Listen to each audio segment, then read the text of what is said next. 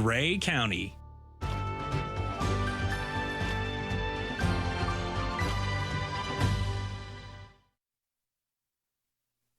Hi, I'm David Shearman. Welcome to Rogers TV COVID-19 special programming.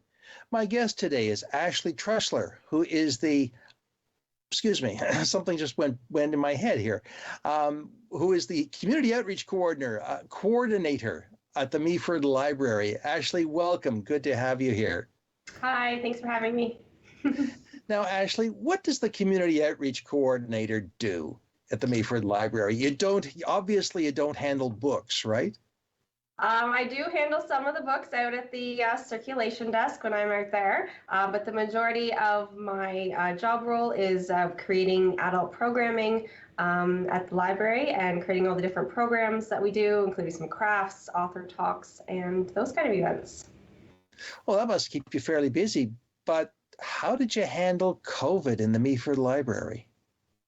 It has been a challenge, but it's been something that we've been having a lot of fun with, and we've been turning it into a positive experience and changing the way that we previously held programming in the library, and we're switching it to some online programming, as well as like the virtual Zoom calls and different talks that way.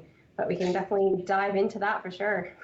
Well, that's really interesting because most people think of libraries as places where there are books, but that's not the way a library is today, is it? We are so much more than just books. That's what we like to say. We have books, we have movies, we have magazines, we have all the things that you would think of at a library, but we also have so much more than that. Yeah. And what has COVID forced you to do? Obviously, at some point you had to close your doors, right? We did. So when we were in our old location, we, like a lot of businesses, right at the beginning of COVID, we had to close to the public for a bit. We weren't sure what was exactly happening. And we, like I said, like a lot of businesses, we closed. And some of these staff were working virtually and we worked at home and that kind of thing. But as the weather got warmer, as we started heading into spring and COVID was still here, we sort of transitioned to providing curbside service for our patrons. So we had a little table out front of the library. People could come and pick up their holds there. And it was a great way for us to still be able to provide service. And then initially, we ended up switching to virtual programming for some of our items. And then it was actually, COVID turned out to be something great. We moved into our new existing facility here. And with all these shutdowns and lockdowns, it gave us a ton of time to get books ready, to get moved over, to get the new library set up for everyone. So we like to look at it as a positive, try and turn everything into a positive there with COVID. And we moved into our new facility and we're opened here is November of 2020. And we've had a lot of pivoting since then. We've done curbside in our new location. We've done open with limited capacities. We've done a lot of virtual programming and just changing things up from what the in-person that we used to do and that we are still doing now with things changing, but that we were pivoting and changing and doing things so that we could have programming and resources available to our community throughout COVID. If there was one big change that you could name, what would that be? In the way that we do our programming? Well, in the way you do your program. The biggest change I would say is that we have, as a staff, have learned to constantly be flexible and change how we provide for our community. And a lot of that is just switching to curbside right away and switching to the virtual programming. So story time, for instance, is one of our huge events for the children. And we obviously couldn't have that in person. So we switched to Facebook Live. And that has had great success. And we're just happy to be able to find ways to virtually be able to connect with people, if that's through phone, say, or even through Zoom and Skype, and to just still be able to connect with everyone, even though we can't be together in person. So a lot of that is changing now as COVID restrictions are being lifted. But that was the biggest change that we found, was just being able to find ways to still connect with everyone, even though we couldn't be in person. You know, I was thinking, we took our kids to library for story time, and there was always parents and kids kind of sitting around, or just kids sitting around. It was a fun time. But all of a sudden, you do it online. It's totally different. Did you find you had difficulty making the transition from a story group to a television camera? It was different. Especially Heather Ann and Lloyd are the ones that do our story time, and they're a fantastic duo that we have, and they're very interactive with the kids and when they're present. But yes, being online was a completely different experience for them. But we've also transitioned. We used to have a craft that would follow the story time in the library, and we switched that to a grab and go craft. So every Wednesday after story time, we have a display of grab and go crafts, and we have found that people very quickly knew that that was what was happening. So they would come in, grab a craft, and they can take that home and still participate in story time that way. And the other great thing about actually having story time virtually is that it's there, they can watch it anytime. So if you're unable to be available at 10:30 on a Wednesday morning, but you say are a working parent and you're home at that evening, you can then join in and watch story time at night on a Thursday morning or anything like that. And it's great that you can join story time even if you weren't able to be there, say, on the Wednesdays. So that's another benefit that we've found by doing it virtually. I don't think you're alone in that. We've certainly found at Rogers TV by putting shows on the internet that people do watch just as much, if not more so. And I think other organizations, such as churches, have found the same thing, that they put their services online. I've heard some clergy say that their services have doubled. They've got maybe got a real-time congregation, but they've got double that on YouTube. So it's a huge shift, and it sounds like the Meaford Library has really done that shift or pivot very, very well. Thank you. We've been trying very hard to find different ways to reach everyone, even though, as I said, we can't be in person. There's still ways that we can still serve our community. I like the added that what you said earlier when you said that there was an upside to the pandemic in that it allowed you to transition the building and prepare things far more easily, perhaps, and quickly than you would have had otherwise, having to deal with customers at the same time. Yes, it has been great. We were able to go through our entire collection and add RFID tags to everything. So as we've transitioned into our new library, we have new scanners and alarms for when you go out if a book hasn't been deactivated properly. So we were able to go through the entire collection that way without having people in the library. So that actually worked out greatly to our benefit, and it made it a seamless process. During that time, we were still providing curbside service at the old building, so patrons were still able to access all of our resources and materials, but it allowed us to definitely be able to prepare a lot of stuff. And then, of course, in the move of the building, we were closed completely to the public for a few weeks, but yeah, it did, as a positive for COVID, it did make it much, much easier to transition to the new building. I remember that back in when I was in school, you would always, after the school had been closed over the summer, you'd always go back and they'd wax the floors. Yeah.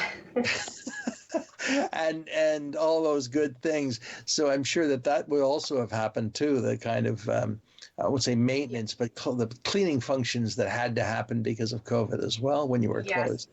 Yes, absolutely. Everything was squeaky clean when we opened the new building. Great. Now, you mentioned that in our pre-show conversation that one of the things that's been you were doing were author talks. And how does that work? So we love to have different authors, especially like local authors, to our library where they would come in, do a presentation, talk to our patrons about their book, about possibly the writing process. It varies between different authors. But yeah, we'd have them in and they can meet people could meet the authors and see their work. And we obviously couldn't have a lot of that in person, so we've been doing it through Zoom, and we had some really great events where we had some local authors come in and, well, not come in, but virtually. And so we could still actually, the one event we did have a lot more people than we could hold in person. and they were able to listen to that author. And then we did have some books available for purchase at the library after. So we did switch things a little bit. Normally, an author can have their book for purchase at the event. In this case, it wasn't held in person. So we provided that still afterwards, and that people could purchase them in the library. But yeah, author events are great, and we love having a space and a place for people to meet them. Yeah, it's interesting that you mentioned that there was more than you could have handled otherwise, more people present. Do you aside from local authors, do you also bring in national authors as well, or have you tried bringing in some national authors of note? We've had Linwood Barclay in the past. We had the notable John Christian come in when he had published a book, as well as Conrad Black in the past. Those were not authors that I had the privilege of working with, but we have, as a library, had some very notable names that we have hosted, and hopefully in the future again we can start doing that. And once things are really opened up and people are more comfortable, and we can definitely have some big authors back again. Yeah, we had it because every fall we generally would have a huge notable name, so we're looking forward to getting back into that swing of things again soon. Well, that'll be interesting to watch for, and all the usual channels, as they say, is where the publicity will happen. So people should be watching for that kind of a special event. Mm-hmm.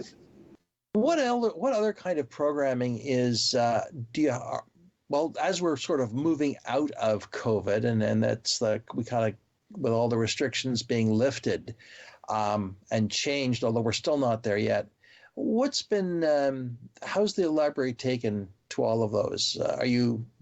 Have you been able to you've been lifting restrictions that you've had in place? So as of March 1st, capacity limits have been lifted in indoor settings, and that includes the library.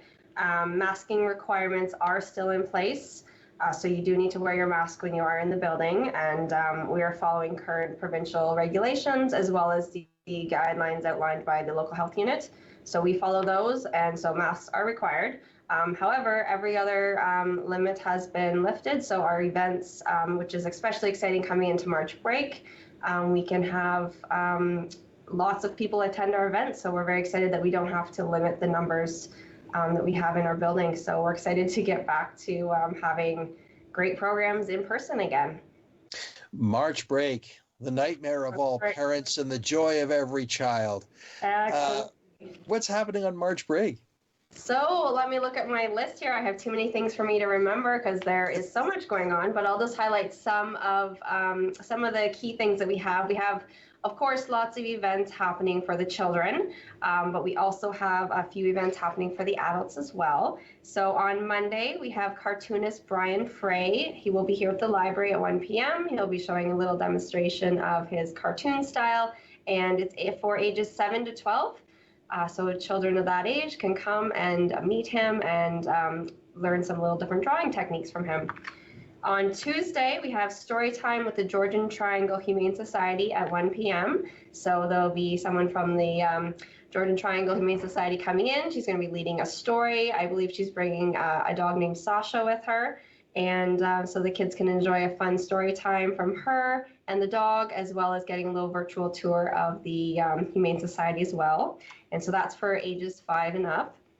On Wednesday, we have a very exciting adult program. I'm very excited to host Will Henry, who is a local author and musician. So he has just published a book called Juggling the Notes, and he will be here to talk about that, show some photographs from the book, as well as do a little live performance of some of his fiddle tunes with his wife, Linda. So that should be very exciting. Thursday, we have a puppet show presented by the Grey Bruce Friends and Neighbors Club at 1 p.m., and that's for ages 4 to 11. So a fun little puppet show by the Canadian Mental Health. So that'd be good for any of the young children. And we also on Thursday have a St. Patrick's Day craft for the adults. So adults are not, can just be just as creative and crafty as the children. So we like to have some fun crafts for them as well. So they can come out between 11 and 2 and have some fun with the craft. And Friday, we have a presentation by an author named Ed Powell about his book, Wallaboo. So that should be fun for the children as well. And then, yeah, so March break's going to be fun and lots going on here at the library. Well, it's funny you should mention the CMHA puppets. They're very familiar to me, and with Jackie Ralph as well, who's one of the principals behind that. And that's a great show. Yeah. They always do a great show. So it sounds like there isn't a day in March break that there isn't something to do. There isn't. We've got something going on every day in addition to all of our normal books and movies and magazines and all the resources you could imagine. And that's just some of the things happening on March break. So we have our full schedule on our website and social media. So you can definitely check it out and make sure you register. We are asking for pre-registration so we can keep track of numbers, just so we can know what we're expecting before everyone arrives for the event. So you can register by calling the library or sending us an email. Are there capacity limits? Are any of the events restricted by numbers? They are not. No. Nope, all that has been lifted. So we can have as many people as the space provides. So we would like to, keep them so that everyone has a comfortable amount of space. So we don't want to cram everyone in. But yeah, no, we're not limited to the capacity limits anymore. Other than whatever the fire department says. Yes, we are still, yes, exactly. Yes, we can't cram in as many people who might like to attend the events. There is still a little bit of a limitation as to what the building can hold, but that's something that's great with the weather coming up, the summer and summer weather coming up. We have a lovely parkette outside the library, which we can use for events soon. So we can have even more people out there, and it's another great space that we're looking forward to using again this summer. Are there outdoor concerts planned for the library space? Not currently, but possibly in the future that might be something, yeah. I know that musicians love to play, and they've had a real problem playing because of the restrictions. So who knows? Maybe there will be some music on the Beaver River or whatever through there. You never know. We never know the future, because there's lots in the future. So we will see. Right. What other events are upcoming as we say, looking down the road into April? Well, April, we've got a couple more fun things that I'm excited about. We have local author Bruce Ross, who will be coming, and he's going to be discussing his newly published book called Breaking Free of Depression's Grip. So this should be a very relevant discussion for the times, especially with everyone having gone through the last 2 years of lockdowns and pandemic and just the stress of that. So he will be here to discuss his experience with depression and how he has come out of that. And so it should be a great presentation by him. We are also excited for April because we're going to basically be having a full month of arts and crafts for kids and adults. So we're hoping to have a weekly craft for adults. So I'm thinking of doing maybe some macrame and some other fun items like that. So they can keep an eye out for those details coming soon. And we're hoping to have some fun different crafts for the children as well. And then coming up in April, I am the library is pairing up with local professional painter Kelsey Lowe's. And she is going to be doing a couple painting sessions here at the library. And this is going to be a fantastic opportunity for beginners and experienced painters who want to both meet Kelsey, see the kind of work that she does, as well as learn some techniques from her, and they will get to walk away with a painting of their own. So we are very excited to have that as one of the events in April. And so those are a couple things that we have going on, but we're going to have more details coming soon, and there'll definitely be a few more items added to that list as well. It almost sounds as if everything is starting like spring. Everything is busting out to try, to sort of get, we're free. We can do the things we want to do now, and we're looking forward to this. Absolutely, we are, for sure. It's so great to be able to welcome the community back into the building and be able to have those programs and meet in person. Yeah. Yeah. And just out of curiosity, how many people work at the Meaford Library? It's a good question. I think there's 7 of us. We've had a little bit of staff changes, but I believe there's 7 of us now. Yeah. Because, people like the people in the library become kind of like your neighbors. You know who they are, particularly in a village or a town like Meaford, because I know the same thing is true here in Owen Sound, that you get to know the staff. They're like your neighbors, and but people are still there, and they're although there may have been changes, it's there's still seven people who love their books. There is, yes, absolutely. And we've got lots of people who've worked here for many years. I've been here for about 5.5 years, and there's a lot of people that are both familiar to us, seeing the patrons come in who've been coming here for years and years, and friendly faces all around. And yes, lots of the patrons that come in, we're all, they recognize us, and it's just a great community to, to talk with someone about books or a movie, and that person's reading history, and you guys can have a great chat about a book or a movie or a magazine. And yeah, it's just a lovely, friendly community. For sure, to be sure.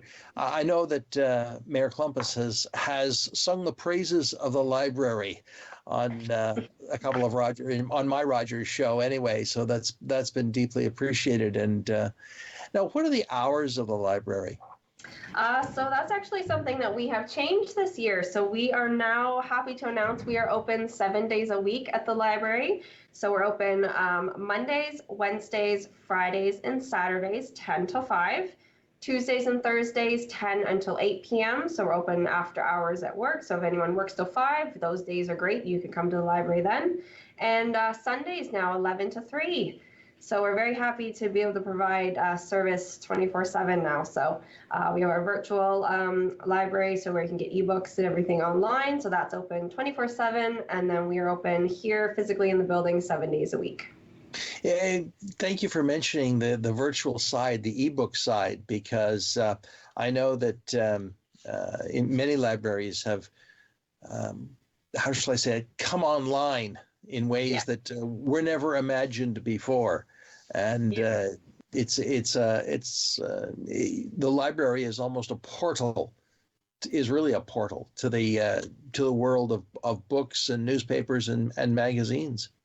It is, yes. We have, as you mentioned, the ebooks. We have audiobooks. There's newspapers, magazines. Oh, sorry, not newspapers, magazines.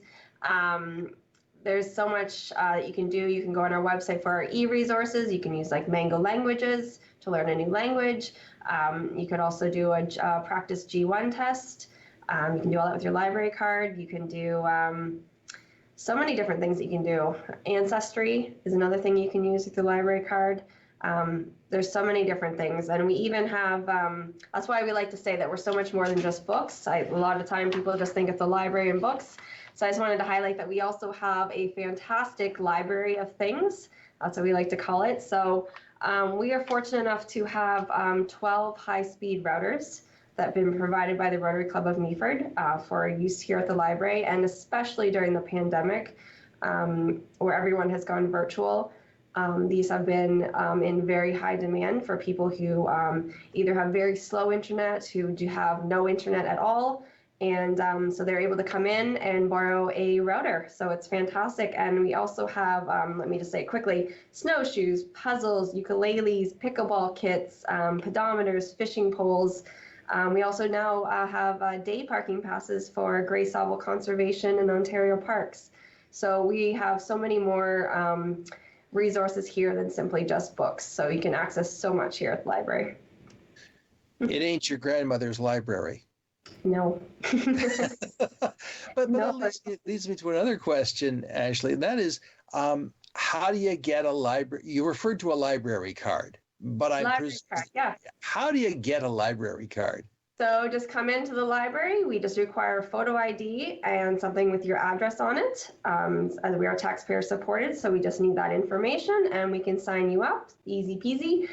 You get a full-size library card, and you also get a little key fob as well. So you can attach that right to your keys. So you have those two pieces that you can either bring the full size with you in your wallet or the key fob. And we just ask that you bring one of those pieces with you anytime you want to check out materials. And that's it. Anyone in the world can have a library card in Meaford for free.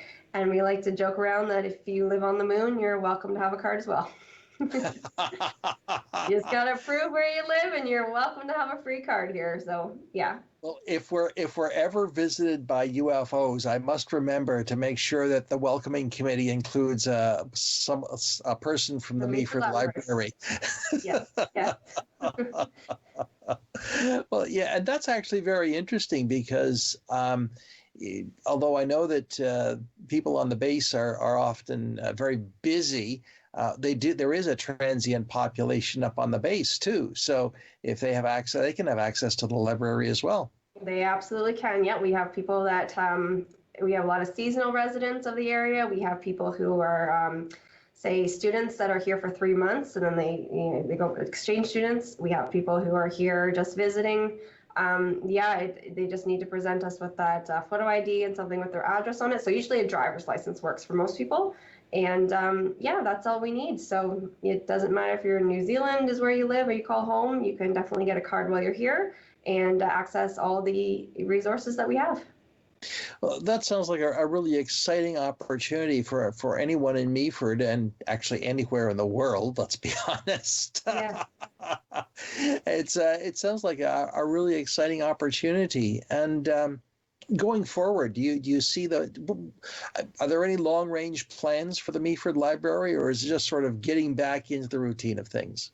At the moment, we're just trying to get back into the routine of things, get back to our programming. We're really excited to just be able to be in our new fully accessible space and to be fully open. We haven't actually experienced that yet. So I think at the moment that is the goal, to just get back to a sense of normality and to welcome everyone back in here and just enjoy this beautiful space that we have. And then, there's going to be lots of fun things, I'm sure, in the future that we will be having at the library. And lest anyone not know where the library in Meaford is, it's located in the old grocery store right on the main street. But you wouldn't know it was a grocery store, would you? You would not now. No, it is completely transformed, fully accessible building now. There's absolutely no stairs in the building. So if you have a stroller, you have a wheelchair, you're on crutches, you are completely able to access everything in the library. And you wouldn't know it was a grocery store. It's a beautiful facility now. And having worked in the grocery industry myself, I know how interesting the back room of a grocery store can be. So I'm glad to hear that. But I know Barb Klumpus has spoken very, very much about the library. And it's a great thing to have pride in for the community. Ashley, I really want to thank you for joining us today on Rogers COVID-19 special programming and telling us about the Meaford Library. It's been a great experience, and perhaps we'll get you back on Grey County Life or one of the other shows that we have here on Rogers where you can tell more about the events that you have at the Meaford Library. I want to thank Ashley Truser for her sharing the story of the Meaford Library today. Ashley, thank you. Thank you very much for having me. And thank you, friends, for being a part of Rogers TV special COVID-19 programming. I'm David Shearman. We'll be back.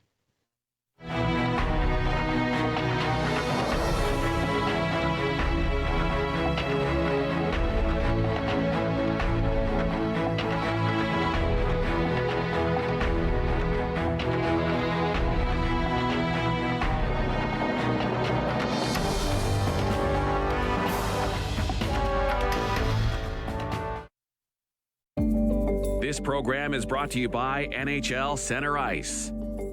Follow the teams and players you want to watch no matter where they play. NHL Center Ice is part of the Rogers Super Sports Pack.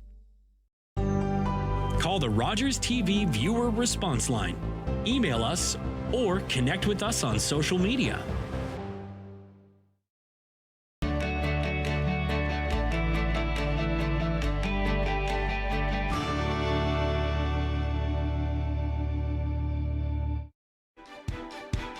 Hi, I'm David Shearman, host of Politically Speaking. Join me for my next show, where my guest will be Warden Selwyn Buck Hicks of Grey County.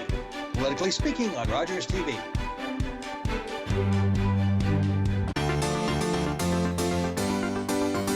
Belfast is the winner of more audience awards than any film this year. And now it's nominated for 7 Academy Awards. What do you want?